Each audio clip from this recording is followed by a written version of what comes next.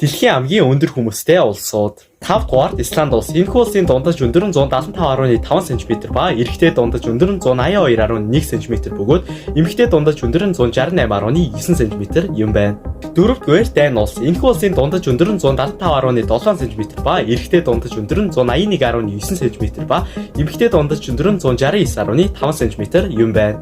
Гуравдугаарт Эстон улс. Энэхүү улсын дундаж өндөр нь 175.78 см ба эрэгтэй дундаж өндөр нь 182.8 см бөгөөд эмэгтэй дундаж өндөр нь 168.7 см юм байна. Хоёрдугаарт Монтенегро улс. Энэхүү улсын дундаж өндөр нь 176.6 см ба эрэгтэй дундаж өндөр нь 183.3 см ба эмэгтэй дундаж өндөр нь 170 см юм байна.